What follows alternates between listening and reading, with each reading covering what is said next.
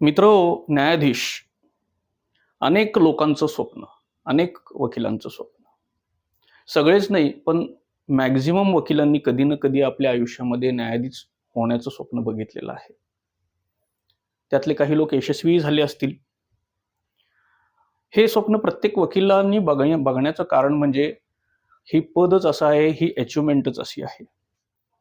यामध्ये मॅक्झिमम प्रतिष्ठा, मॅक्झिमम अधिकार, पॉवर्स आणि मॅक्झिमम सुखसुविधा, पगार आणि इतर सुखसुविधा या सगळ्या आहेत. आणि याबरोबरच सगळ्यात महत्त्वाचं म्हणजे या पदावरून आपल्याला समाजाप्रती काहीतरी आपली सेवा देता येते. म्हणून असं म्हटलं जातं की न्यायाधीश हे पद नाही आहे, ही एक सेवा आहे, एक व्रत आहे. अन्नदान, जीवदान आणि न्यायदान म्हणजे अन्नदान, जीवदान या प्रमुख दानांच्या यादीमध्ये न्यायदान हे सुद्धा एक प्रमुख दान आहे. आजही आपण कोर्टाला न्याय मंदिर असं संबोधतो आणि न्यायाधीशाला न्याय देवता असं म्हणून नमस्कार करतो. तर असं हे स्वप्नवत पद, आयुष्यभराची एक उपलब्धी, हे जर आपल्याला साधायचं असेल तर आपल्याला काय करायला लागेल? काही बेसिक पॉईंट्सचा जर विचार केला तर सगळ्यात पहिल्यांदा आपल्याला हे ठरवावं लागेल, निश्चित करावं लागेल की आपल्याला हे स्वप्न साकार करायचं आहे. दुसरी महत्त्वाची स्टेप अशी आहे जिथं मॅक्झिमम लोक चुकतात आणि भरकटले जातात. दुसरी सगळ्यात महत्त्वाची स्टेज, आपण एकदा निर्णय घेतला की आपल्याला हे स्वप्न साकार करायचं आहे, त्यानंतर आपल्याला कन्सल्ट करावं लागेल, सल्ला घ्यावा लागेल. सल्ला कोणाचा घ्यावा लागेल? ज्या लोकांनी या मार्गावर गेलेले आहेत आणि यशस्वी झालेले आहेत. अनेक लोक आहेत, दरवर्षी बॅचेस होतात, त्यांचा सल्ला घेऊ शकता, मलाही फोन करू शकता. त्यानंतर लगेचच आपल्याला काम करावं लागेल. ते म्हणजे एक गोल, एक पाथ म्हणजे प्लॅन, ध्येय, मार्ग, ध्येयाकडे पोहोचणारा मार्ग आणि टाईमलाईन, या 3 गोष्टीवर आपल्याला काम करायला लागणार. कुठंही पोहोचायचं हा निर्णय एकदा ठरल्यानंतर आपल्याला कोणत्या गोष्टींची गरज असते, त्याच गोष्टींची गरज आपल्याला न्यायाधीश पदावर पोहोचण्यासाठीही लागेल. असं समजा आपण एखाद्या गावी जायचं आहे तर कुठल्या कुठल्या गोष्टी आपल्याला लागणार आहेत. बेसिकली आपल्याला कुठं जायचे ठरल्यानंतर गाडी लागेल, ड्रायव्हर लागेल किंवा आपण स्वतः ड्राईव्ह करायला लागेल, त्या गाडीमध्ये पेट्रोल लागेल आणि रस्ताही माहीत असावा लागेल, तरच आपण त्या गावी पोहोचणार आहोत. असं नाही आहे की हे सगळं कोणाला माहिती नाही आहे किंवा हे कोणी करत नाही. पण कन्फ्युजन कुठं होतं? कन्फ्युजन होतं आपण ठरवतो न्यायाधीश व्हायचं, आपली फार स्ट्रॉंग डिझायर सुद्धा असते, आपण योग्य ते कष्ट करायलाही तयार असतो, पण प्रॉब्लेम कन्सल्टिंगमध्ये होतो, काउन्सिलिंगमध्ये होतो. कारण अनेक मिथ्स आपल्याला ऐकायला मिळतात, जसं की LLM करणं गरजेचं आहे न्यायाधीश होण्यासाठी, रिगरस प्रॅक्टिस 1-2 वर्ष करणं फार गरजेचं आहे, असे अनेक मिथ्स आपल्याला ऐकायला मिळतात. मला अकॅडमीमध्ये भेटायला रोज कित्येक असे लोक येतात ज्यांनी या मिथ्सवर बिलीव्ह केलं, चुकीच्या कन्सल्टेशनवर बिलीव्ह केलं, काही गोष्टी स्वतःच ठरवल्या की या गोष्टी गरजेच्या आहेत न्यायाधीश होण्यासाठी, आणि असं केल्यामुळं त्यांचं गोल फिक्सिंग आणि पाथ बनवणं यामध्ये बऱ्याचशा चुका झाल्या. अनेक दिवस निघून गेल्यानंतर त्यांना कळलं की ते चुकीच्या मार्गाने जात होते. अनेकांना परीक्षेच्या आधीच प्रिपरेशन करायची इच्छा असते. 1 वर्ष, 2 वर्ष, 3 वर्ष, कॉलेज लेवलपासून 4th इयर 5th इयर पासून प्रिपरेशन करायची इच्छा असते. पण ह्या काही मिथ्सवर बिलीव्ह केल्यामुळे एक्झॅक्टली प्लॅन कसा करावा, इतक्या अर्ली कुठून सुरुवात करावी, या सगळ्या गोष्टीमध्ये कन्फ्युजन असल्यामुळे हे प्रिपरेशन प्रॉपर होत नाही. आणखी एक गोष्ट महत्त्वाची अशी आहे की आता एक्झामिनेशनसाठी कॉम्पिटिशन अतिशय टफ झाल्यामुळे एक्झाम डिक्लेअर झाल्यानंतर प्रिपरेशन करणं हे तितकंसं पुरेसं होत नाही. आता सगळेच अर्ली प्रिपरेशनच्या मूडमध्ये आहेत. तर हे अर्ली प्रिपरेशन नेमकं कसं करायला पाहिजे? कोर्ट अटेंडन्स, कोर्ट प्रॅक्टिस कितपत गरजेची आहे? LLM गरजेचं आहे का नाही आहे? काय करायला पाहिजे, काय नाही करायला पाहिजे? यात काय गैरसमज आहेत आणि नेमकं आपल्याला कुठं फोकस करायला पाहिजे, या सगळ्या गोष्टींचा अभ्यास करून अनेक यशस्वी झालेले जे विद्यार्थी आहेत अकॅडमीचे, त्या सगळ्यांचा सर्वे आणि सल्ला हे घेऊन अकॅडमीने 2 कोर्सेस लॉन्च केलेले आहेत. यामध्ये 1 इयर प्रिपरेशन प्लॅन एक आहे आणि 2 इयर प्रिपरेशन प्लॅन एक आहे. जे काही गरजेचं आहे प्रिपरेशनसाठी 1 इयरचा जो आहे तो मेन्स आणि प्रिलिम्सच्या एक्झामचा सर्वांगी प्रिपरेशन त्यामध्ये होणार आहे आणि 2 इयर्सचा जो प्लॅन आहे त्यामध्ये मेन्स, प्रिलिम्स, मेन्स आणि इंटरव्ह्यू तिन्ही स्टेजचं पूर्ण प्रिपरेशन होणार आहे.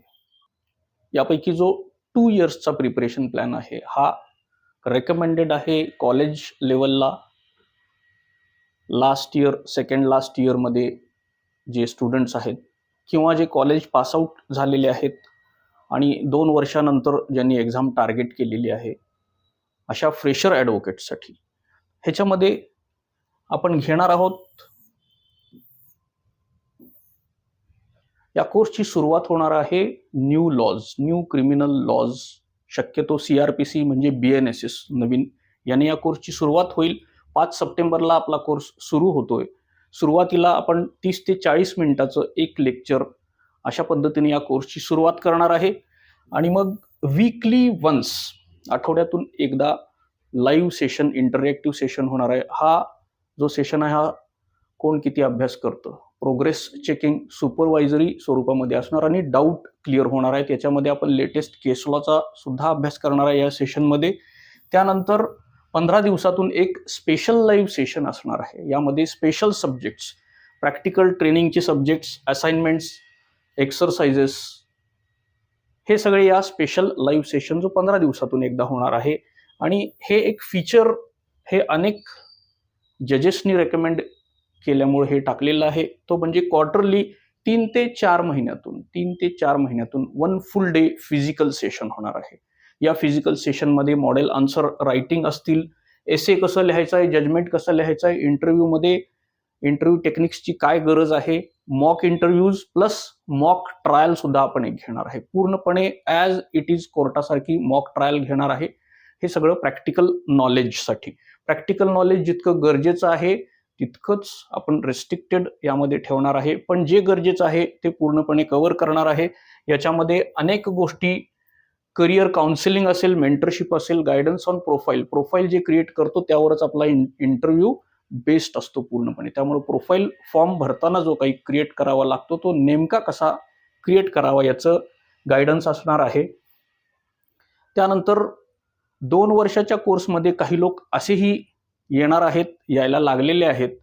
त्यांची एक शंका होती की in the mean time exam जर अनाऊन्स झाली आणि प्रिलिम्स द्यायची असेल तर शॉर्ट टर्म कोर्सेस असतात अकॅडमीचे, त्या वेळेला 3 महिन्याची वगैरे त्याला एनरोलमेंट मिळू शकेल, त्यातून एक्झाम सपोर्ट मिळू शकेल. यात स्टुडंट्सचा महत्त्वाचा जो प्रश्न राहतो की युनिव्हर्सिटीची एक्झाम ज्यावेळी असेल त्यावेळी कोर्सचं काय करायचं, तर त्यावेळी एक स्टडी लीव्ह युनिव्हर्सिटीच्या एक्झामसाठी असणार आहे. हा कोर्स आपण अगदी प्रॉपर स्वतःचा अभ्यास आणि JMFCचा पाथ कसा यावर चालता येईल तसाच डिझाईन केलेला आहे. खूप हेक्टिक आणि हेवी हा कोर्स केलेला नाही, म्हणूनच 2 वर्षाचा कोर्स इथं ठेवलेला आहे. So this was a 2 years full preparation plan for prelims, mains and interviews, which also includes the extensive question bank for the prelims, fortnightly test and the study material for mains also, along with the latest case laws. We come to 1 year course.